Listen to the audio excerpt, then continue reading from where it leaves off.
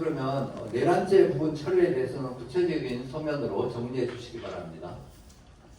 그리고 청구인 측은 내란죄를 처리했음에도 소추서의 동일성을 위반할 수 있다는 사실을 인지하지 못했습니까?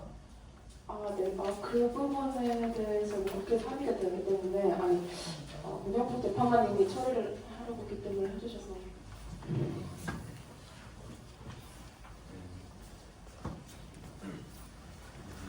아니 핑계를 대지 말고 청구인은 즉시 국회에서 재의결해서 정적수 3분의 2 이상 동의해서 소추를 했어야 되지 않습니까? 이 부분은 각하 사유가 될 수 있습니다. 정기성 재판관님과 상의를 해보겠습니다. 감사합니다. 저는 내용 자체가 무조건적인 내란이라는 생각입니다. 근데 정대선 재판관은 왜 상의를 합니까? 이게 원래 상의를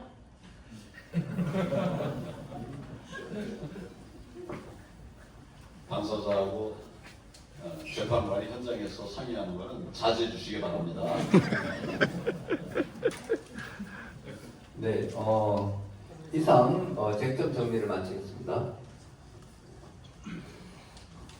그리고 여기 이소영 대리 법조인 체포 지시가 아니라 국회의원 체포 지시죠?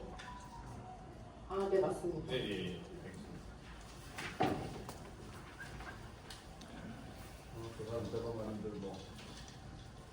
네, 포고령 관련 논의하도록 하겠습니다.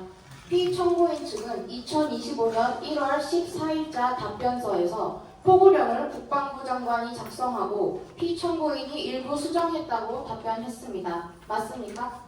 네, 맞습니다. 다만 구체적인 내용은 당시 국방부 장관이 김영현 증인을 통해 신문 절차에서 밝히도록 하겠습니다. 피청구인 측은 포고령이 국회 및 지방의회 활동을 전면적으로 금지한 것이 아니라 반국가적 활동을 막기 위한 것이라고 주장했습니다. 여기서 말하는 반국가적 활동이 무엇인지 구체적으로 밝혀주시기 바랍니다. 국회의 정상적인 활동을 제한하려는 의도는 아니었습니다. 해당 내용을 정리하여서 서면으로 제출하도록 하겠습니다. 서면 제출 부탁드립니다. 국회 군경 투입 관련 논의 진행하겠습니다. 피청구인 측은 1월 14일자 답변서에서 군경을 국회에 투입한 이유에 대해 야당의 망국적 행태를 알리기 위한 것이라고 밝혔습니다. 병력 투입과 야당의 행태를 알리는 것이 어떤 연관이 있는지 설명해 주시기 바랍니다. 군경을 투입한 것은 질서 유지를 위한 목적이었습니다. 구체적인 보충 답변은 서면으로 제출하도록 하겠습니다. 해당 내용들을 구체적으로 정리하여서 서면 제출해 주시기 바랍니다. 이상으로 쟁점 정리를 마치겠습니다. 예, 수고들 하셨습니다. 그럼 이제부터 참고인 증언을 듣도록 하겠습니다. 지금부터는 사실에 입각해서 정확하게 얘기해 주시기를 바랍니다. 증인 자리에서 일어나 주시기 바랍니다. 증인대 앞으로 나와 주시기 바랍니다. 김용헌 증인.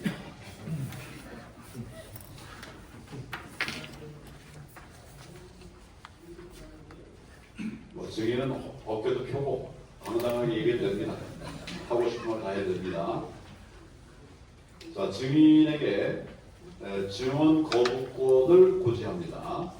본인의 증언으로 인해서 본인이나 친족이 형사소추를 받거나 유죄 판결을 받을 가능성이 있는 경우 이에 대한 증인의 증언을 거부할 수 있습니다. 또한 거짓 증언을 할 경우 위증죄로 처벌받을 수 있습니다. 이에 동의하십니까? 예, 동의합니다. 네, 그러면 선서를 진행해 주시기 바랍니다.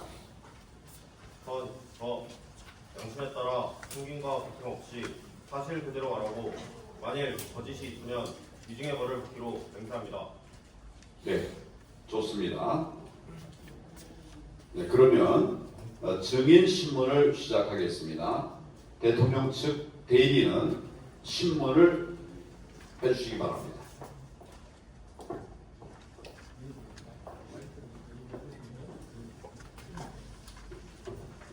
증인의 소속과 성함을 말씀해 주세요. 저는 계엄 당시 국방부 장관 김용환입니다.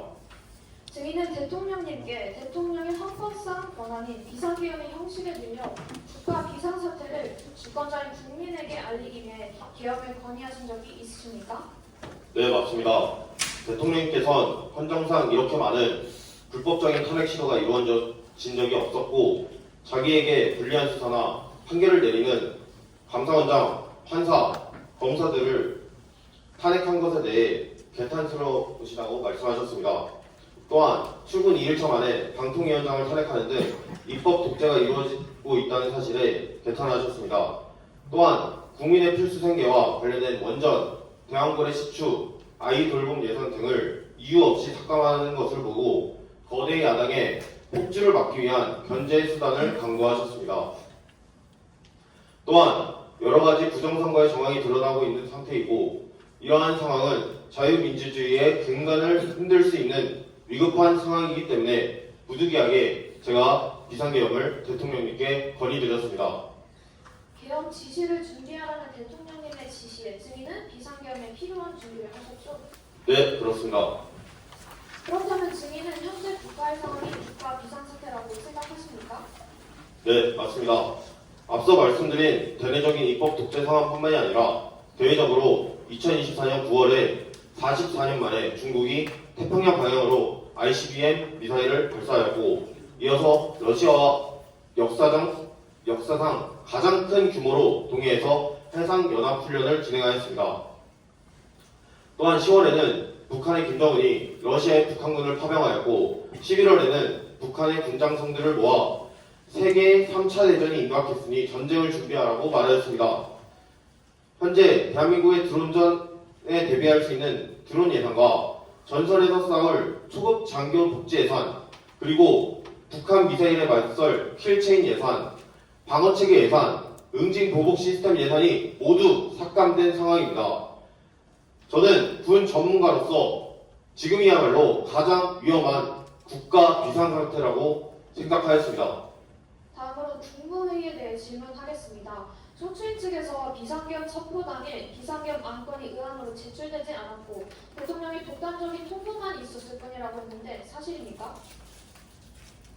그렇지 않습니다. 비상계엄 선포문은 제가 참가했던 모든 국무위원회들께 직접 배포하였고 1시간 반 이상 심의하였습니다.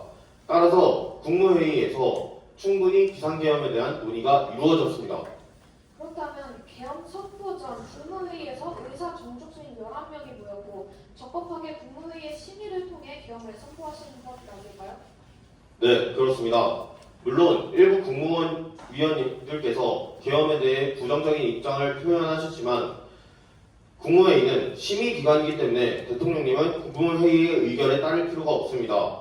충분한 심의를 거쳐 계엄이 선포되었다는 것을 분명하게 말씀드릴 수 있습니다.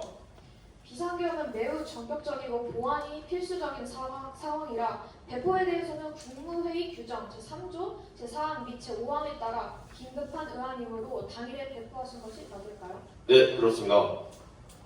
이번 비상계엄은 과거의 계엄과는 달리 280여 명의 소수 병력만이 동원되었습니다.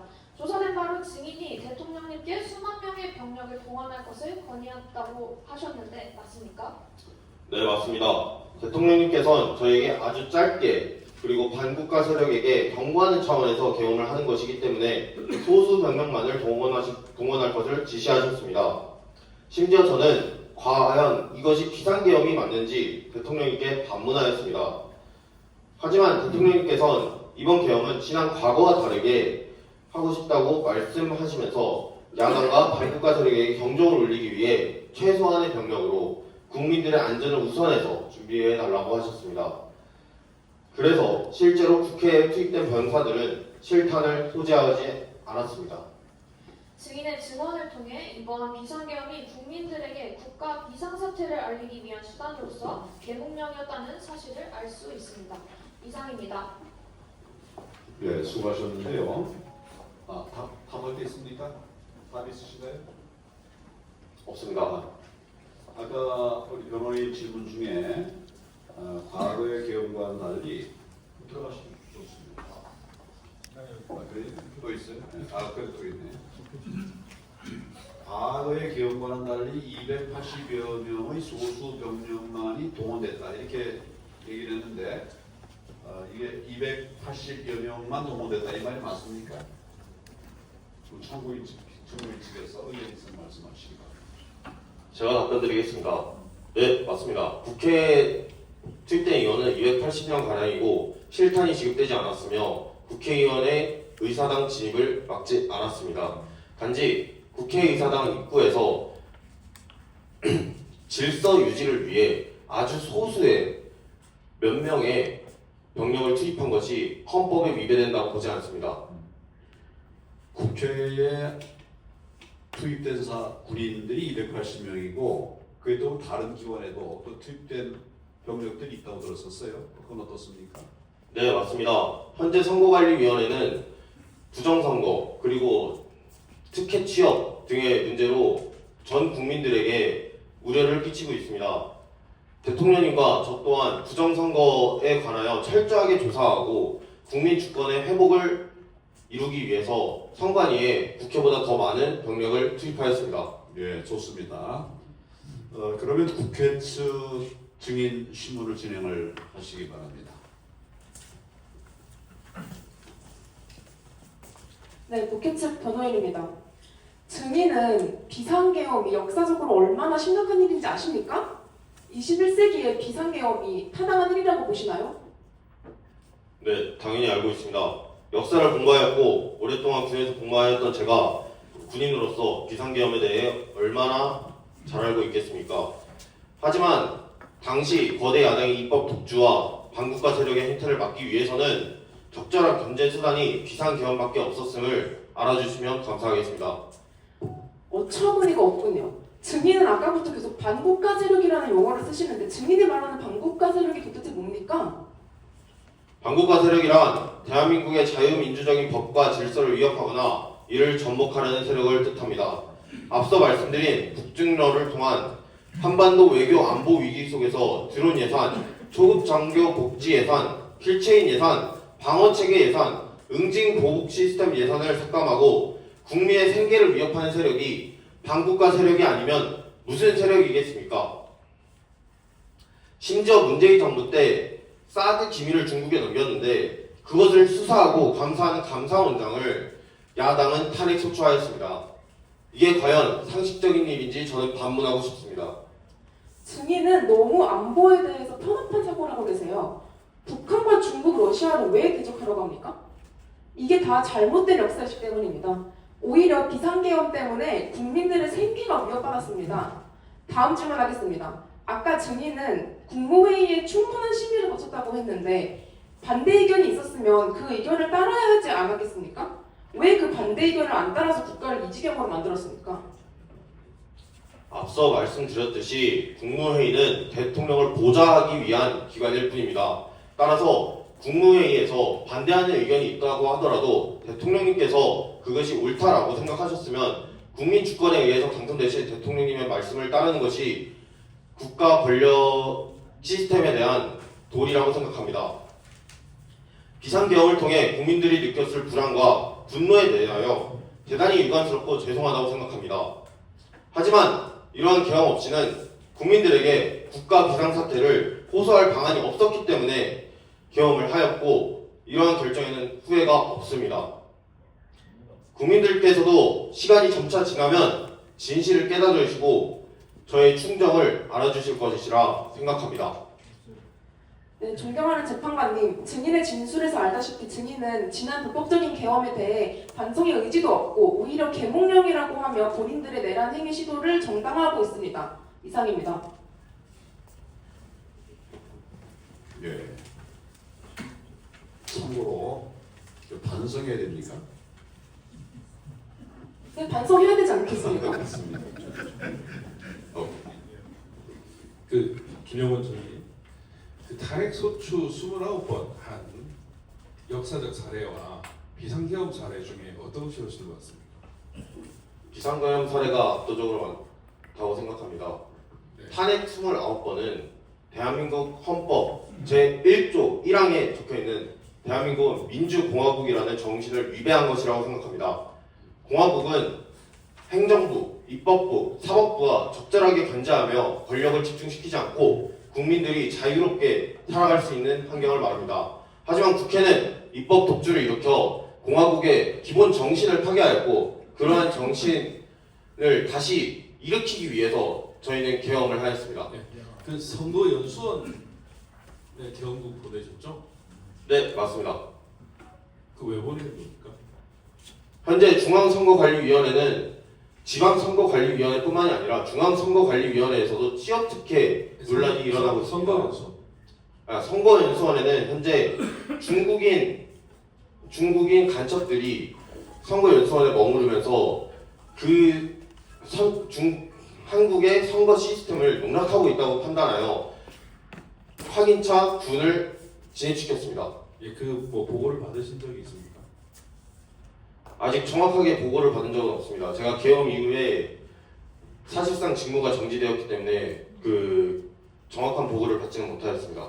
그 노상원 전 정보사령관 진술 그서를 보면은 다 진술 거부권을 행사하고 있더라고요. 혹시 김용현 측에는 알고 있는 바가 있습니까? 노상원 전 사령관에 대해서 저는 그분이 진술 거부권을 행사하는 것에 대해서 저는 정보가 없습니다. 네, 알겠습니다. 그 비상계엄 선